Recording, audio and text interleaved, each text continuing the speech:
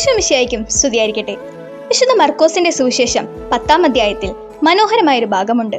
ഈശോ ബർത്തിമേയുസിനെ സുഖപ്പെടുത്തുന്ന ഭാഗം. സുവിശേഷത്തിൽ ഈശോ സുഖപ്പെടുത്തിയ വ്യക്തികളിൽ പേര് പരാമർശിച്ചിരിക്കുന്ന ഏക വ്യക്തി ബർത്തിമേയുസ് ആണ്. ബർത്തിമേയുസ് ബാഹ്യമായി അന്ധനായിരുന്നു, എന്നാൽ ആന്തരികമായ കാഴ്ച അവനുണ്ടായിരുന്നു.